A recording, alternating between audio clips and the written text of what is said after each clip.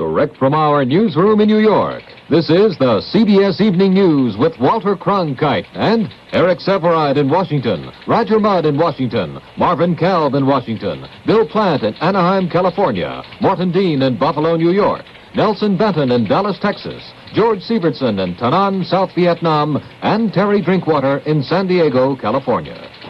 Good evening. The first but not the last agony of Abe Fortas is over. The Senate Judiciary Committee today approved his nomination to become Chief Justice of the United States. CBS News correspondent Roger Mudd reports.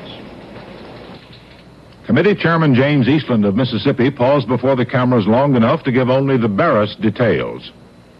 The Judiciary Committee voted to report Mr. Fortas to the floor by a vote of 10 to 6. The roll call will be released to the press. Now, I do not think Mr. Fortas will be confirmed by the Senate.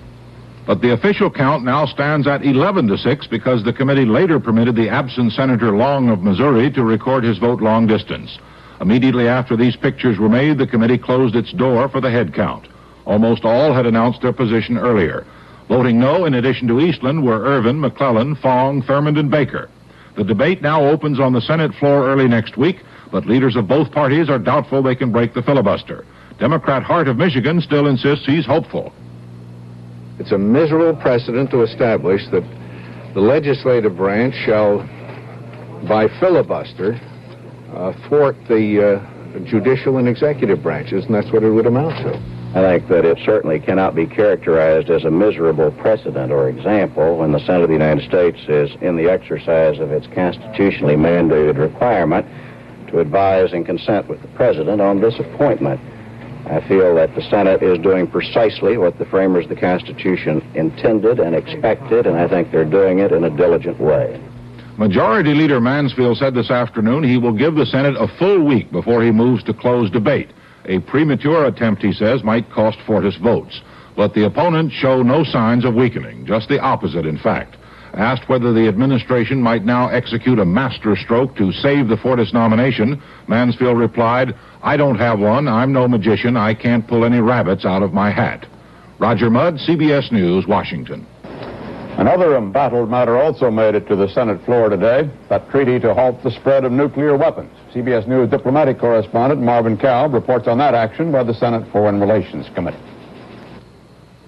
The vote was a surprising 13 in favor, 3 against, and 3 abstaining. That should mean smooth sailing, but it does not. Most senators on the committee do not expect the treaty to be ratified by the Senate until after the presidential elections. No one uses the word deal or even understanding, but everyone is struck by 2 unusual factors. First, as though they got the word, all 7 Republicans showed up today and agreed that the committee meet again next Monday for a detailed review of its report on the treaty, a process that can take days or weeks. And second, Senator Mansfield appears to be in no hurry to rush the treaty to a vote before election time. He said he would raise it only after the entire Fortas controversy has been cleared away. From all appearances tonight, the treaty is a casualty not only of the Soviet occupation of Czechoslovakia, but also of presidential politics. Marvin Kalb, CBS News, Washington.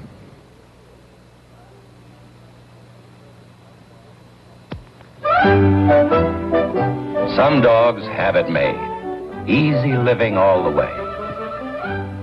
Other dogs have to work for their keep.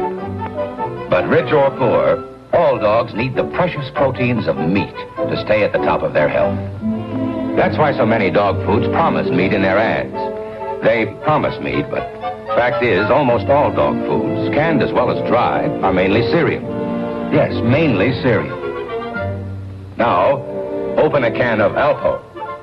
What a difference. Alpo is 100% meat. Jam-packed with the precious proteins of meat. Radiant, broiled chunks of meat. Not a speck of starchy cereal. Sure, Alpo costs more than other dog foods, naturally. Meat costs more than cereal. But see what happens to your dog when you switch him from cereal to Alpo. Richard Nixon continued to campaign in his native California today, an eye on that state's 40 electoral votes. He met with newsmen in Anaheim, the sweet music of a rally yesterday still ringing in his ears. Bill Plant reports. had all the pomp and splendor of the entrance of the gladiator. The crowd of 10,000 had been warmed up for 2 hours with music and speeches, and they responded with a special kind of hysteria not often generated for Richard Nixon.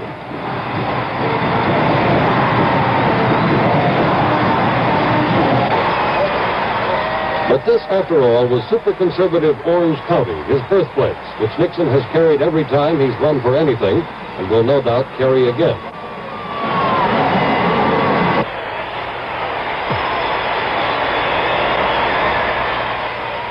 And this rally, building to its crescendo of emotion with his triumphal entrance, was another carefully organized facet of this meticulously structured campaign. It is to serve as a model for other rallies yet to come. And it was put together by a promoter whose usual business is staging halftime entertainments at professional football games.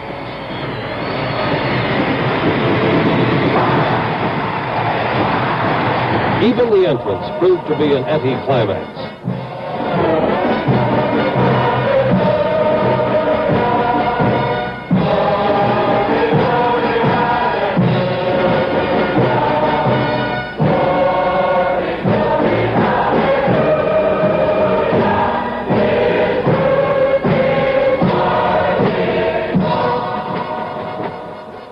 Today, at his first news conference in 10 days, Nixon maintained that he was saying the same thing in all parts of the country, but charged Vice President Humphrey with collusion in the South.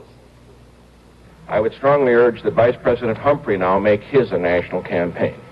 I was quite disturbed when I read a column the other day, not that this column is always one that I quote, but the Evans Novak column. I noticed, pointed out that there seemed to be apparently some collusion between the Democrats in South Carolina and the Wallaceites in South Carolina, not for the purpose of getting the state for Hubert Humphrey, but for denying it to Nixon, for getting it for Wallace, and thereby throwing this race into the House of Representatives. I think this is one nation. I think this should be a two-man race in the whole country. And I would certainly hope that Vice President Humphrey would repudiate any attempt on the part of Southern Democrats to join with Mr. Wallace in attempting to throw this race into the House of Representatives. Let's campaign the whole country. Perhaps it is worth noting in this smoothly run campaign, doing so well in the polls, one additional measure of Nixon's confidence. He now refers frequently to what he will do in the White House after the election. It is no longer if, but when. Bill Plant, CBS News, with the Nixon campaign in Anaheim, California. President Johnson today gave his first clear endorsement to Hubert Humphrey for president. In a telegram, Mr. Johnson urged the Texas Democratic Party convention in Austin to work as hard for Humphrey as he has worked for America. The president praised Humphrey as a fighter and a patriot, and he said a Democratic victory this November could mean the difference between world order and world chaos. Humphrey today sought the support of upstate New Yorkers, and his reception was not all that he might have wished. Morton Dean reports from Buffalo. Buffalo boasts close to 500,000 residents, but only about 200 of them showed up at the airport to welcome the vice president to this traditionally Democratic bastion. At Canisius College, a small group of costume demonstrators derided the Democratic nominee. Inside, the initial reaction was mixed, though the audience warmed to Mr. Humphrey's views on dissent. My plea to the university today, and I think this is as good a place as any to make it, is not that you hush your tongue, not that you challenge the institutions of the time, not that you fail to show your disdain and your feelings of disgust with some things that take place, but rather that you do it in a way that commands respect, because then and only then can you really influence public opinion. I've heard the tongues of those who have said that they'll break up a meeting, that they'll lie down in the voting booth, that they'll demand that the police take them away. May I say that free speech is too precious to have it abridged by government, a mob, or by harassment. Although he has not held a formal news conference since winning the presidential nomination, Humphrey does take questions from his audiences. A graduate student from a nearby school acidly attacked U.S. support of the South Vietnamese government. What was your question? repudiate these immoral policies. Because you're dead wrong. Period. Your government is prepared for a ceasefire today. I speak for this government from this platform now. We're prepared for a ceasefire now, including all killings stopped, all hostilities. Is North Vietnam? The answer is no. Well, thank you very much. In his bid for youthful adherence, Humphrey proposed creation of a youth talent bank in the civil service to recruit young people for public service. Mr. Humphrey's real problem in New York State is not the disaffection of youth, but the disunity of Democrats. Even the late Senator Kennedy found that New York's Democrats are incorrigibly quarrelsome, and things are worse now. The Democratic nominee for the U.S. Senate, Paul O'Dwyer, refuses to endorse the national ticket. So Mr. Humphrey faces a severe test of his powers of healing political wounds. The prize is large, New York's 43 electoral votes, the largest number of electoral votes from any one state. Morton Dean, CBS News, with the Humphrey campaign in Buffalo, New York. Adlai Stevenson III, the Democratic treasurer of Illinois, charged today that the city of Chicago did not act realistically during the Democratic convention, and as a result, violence was inevitable. However, he did not attack Chicago's police, calling them those harassed, underpaid public servants.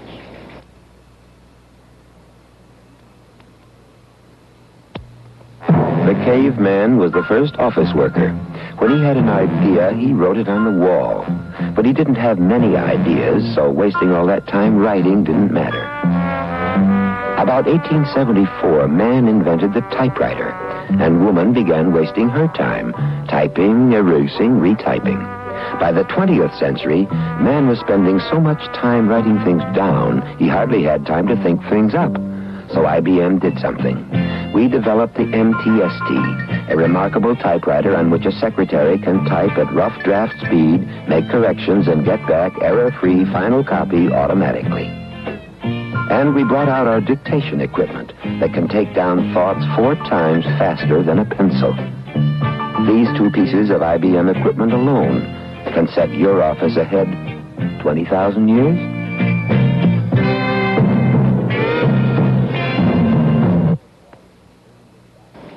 Texas supporters of George Wallace convened in Dallas today, and in sharp contrast to the infighting at the Democratic convention, today's gathering was a model of harmony and efficiency. Nelson Benton reports. It is called George Wallace Day in Dallas and the Texas State Convention of his American Party. The goal is unity, although there seems little possibility of any overriding discord. The unity plea, however, was made not by a Texas delegate, but by a paid George Wallace advance man from Alabama.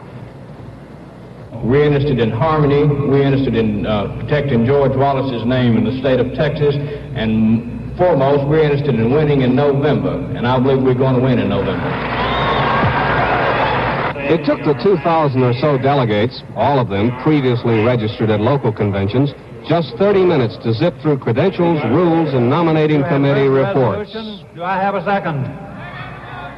All those in favor signify by saying aye. Opposed, no. Passed. There was some little time for hoopla and for passing the cash buckets. The collection is not required by Texas stringent ballot laws, but it's very much a part of every gathering in the name of this third-party effort. Finally, a perfunctory speech from the candidate that was a combined keynote and acceptance. We are just as strong in Milwaukee, Wisconsin, and just as strong in Columbus, Ohio, and Long Beach, California, as we are here in Dallas, Texas. And the newsmen who have traveled with us know that that is the case.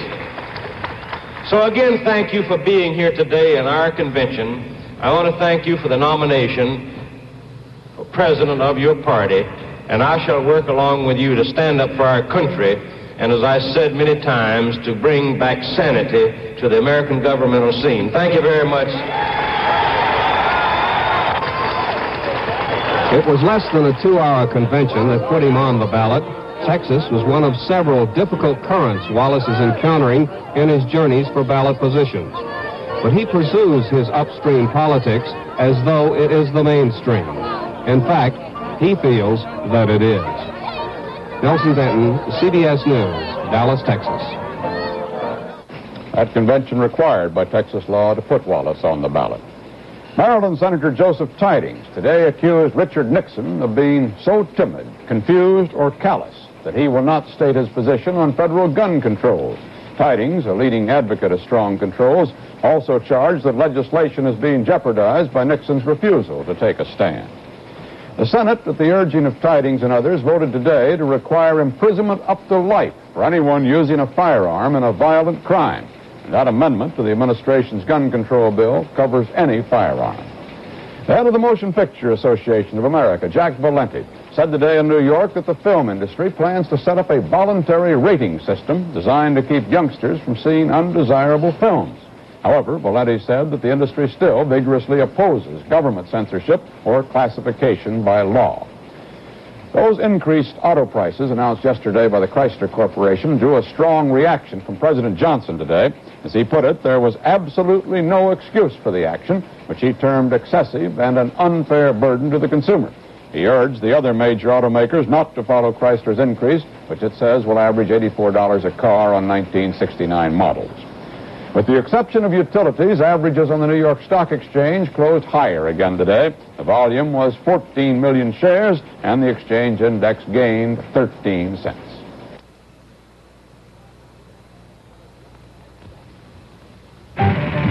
Said a jackhammer jockey named Jake.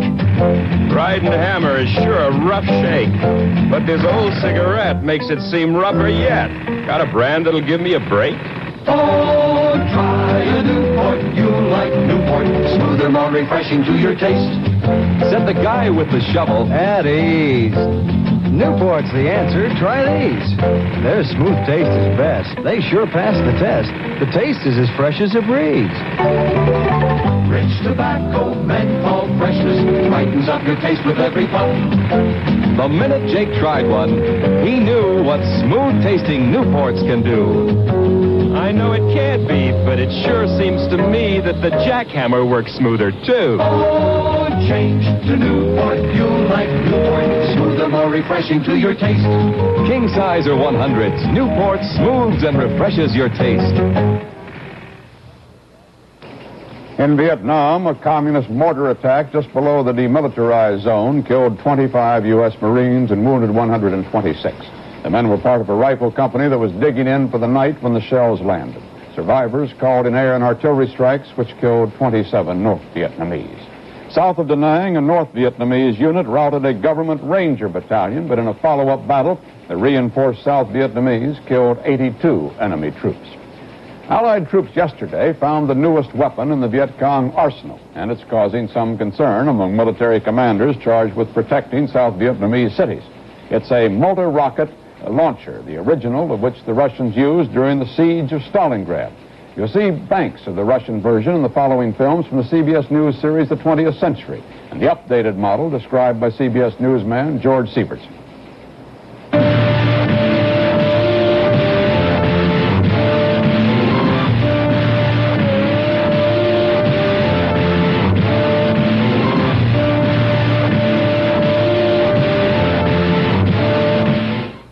In World War II, the Russians used to call this strange contraption a Katyusha. Now, the Katyusha, made in China, has come to Vietnam. The Katyusha is actually a multiple rocket launcher. This one of Chinese manufacture is the first one Allied troops have come across in Vietnam. Captain, where did you pick this strange contraption up? Well, we found it, I say we, the ARVN and U.S. troops in a combined operation found it approximately 30 kilometers south of Saigon. Have you ever seen one like it before? This is the first one that we've seen in country. We were aware of the weapon itself, but it's the first time we found the Viet Cong using it. What will it shoot? It fires a 107 rocket. In this particular case, it can fire 12 rockets without reloading. It's capable of firing simultaneously or one at a time. The 107 rocket's range is about 5 miles. The Katyusha is not particularly accurate, but it does get the rounds into a closer pattern than when fired from individual stands. Katyusha is the latest in the sophisticated weapons that the Viet Cong have come up with in recent months. In itself, it's not likely to turn the tide of battle in Vietnam, but if used to bombard the city of Saigon, it could cause considerable damage. George Sievertson, CBS News in Ta Nan.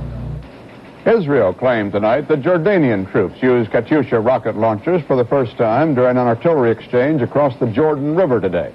More than a dozen Israelis were reported wounded. American and North Korean representatives held their 21st meeting regarding the Pueblo, but a State Department spokesman said they failed to make any progress toward releasing the ship's 82 sailors. The 27th Marine Regiment, which was sent to Vietnam last February, has come home, the first Marine unit to return from the war. Terry Drinkwater reports from San Diego. Vietnam is a long war, and homecomings have to look almost routine by now, except to the men returning and to their families. But for the Marine Corps, this particular arrival has a considerable significance. It is also part of the political history of the 1968 presidential campaign. These men are part of the 27th Marine Regiment. Last week, Vice President Humphrey noted the pending return of this unit to support his assertion that the war and the negotiations are going well enough so that a few men could be brought home. The facts are that this is part of a regular rotation of troops, as Humphrey's aides later conceded. Other men have already taken the place of these Marines in Da Nang and elsewhere. Today, San Diego put on a parade, the first big one to honor returning troops since the end of the Korean War. For most of these men, this was the end of a second tour of duty in Vietnam. For some, the end of a third. Each has spent far more time there than the average. The Tet Offensive, heavy action around Phu Bai and Hue. But for now, it's over. For their wives, that fact, and not the military pomp or the campaign politics, that fact is what's important. Part of the parade was somber. The men of the 27th who came back pausing to honor those who didn't. 290 from the regiment have been killed in Vietnam. Terry Drinkwater, CBS News, San Diego. Defense Secretary Clark Clifford announced today that an additional 20,000 to 40,000 American troops probably will be sent to Europe early next year. But he emphasized that they would be there only on a temporary basis to take part in Allied military maneuvers. He said it did not represent any American plan to increase its European forces as a result of the Soviet bloc invasion of Czechoslovakia. Czechoslovakia today lifted a ban on tourists that had been in effect since the August 21st invasion, and informants in Prague said occupation troops along the Czechoslovak frontier have been ordered to pull back to wooded areas and keep out of sight. During the tourist ban, the already shaky Czechoslovak economy suffered heavy foreign currency losses. The State Department today warned Moscow that Soviet military intervention in West Germany would bring an immediate military response from the NATO alliance. The statement was in reply to a July 5th Soviet note that aroused West German fears. It argued that under the UN Charter, the Soviet Union was empowered to use force against enemy nations of World War II.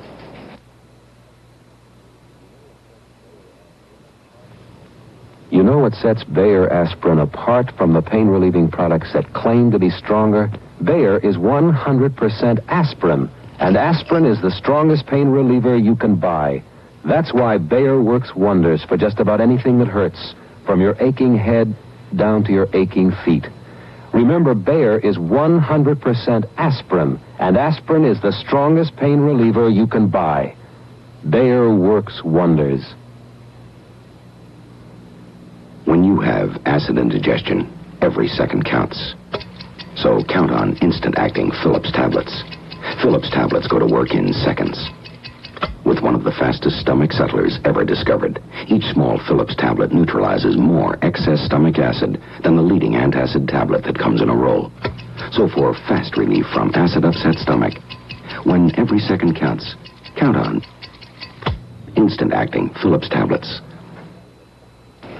In Youngstown, Ohio, Dr. Samuel Shepard, who was convicted of killing his wife 12 years ago and then acquitted at a second trial, was named a co-defendant today in a $685,000 negligent death suit. Just 10 days ago, Dr. Shepard and the Youngstown Osteopathic Hospital were named in a $530,000 suit involving the death of another patient. So far, both the hospital and Dr. Shepard have declined comment on the cases. One of the nation's major drug firms, Merck & Company, today was accused by a government witness of deliberately telling some of its salesmen to play down the harmful side effects of one of its arthritis medicines in order to increase sales. Robert S. McCleary, an official of the Food and Drug Administration's Bureau of Medicine, told Senate investigators that some of Merck's sales bulletins in the past few years were seriously misleading.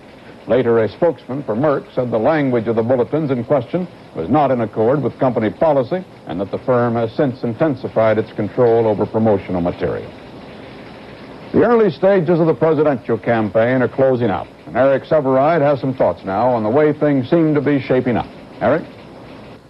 When the times are out of joint, men find themselves out of character, so the presidential campaign seems to get weirder and weirder as the days go by. To older observers in this capital, at least, it still comes as something of a shock to see Hubert Humphrey, one of whose passions has been the advancement of education, booed and jeered by college students. It's equally unsettling to see Richard Nixon, unyoung, unhandsome, and unsexy, adored by female teenagers of the screaming and jumping set. To the same observers here, there is something frightening in the progress of the Wallace campaign, which is based on mass fear and mass anger, a mood not likely to propel a people in a constructive direction. The Nixon campaign seems well under control, proceeding smoothly through the early stages of its careful blueprint. For Mr. Humphrey, a few delayed elements are beginning to fall into place. President Johnson today gave Humphrey his unqualified endorsement publicly for the first time.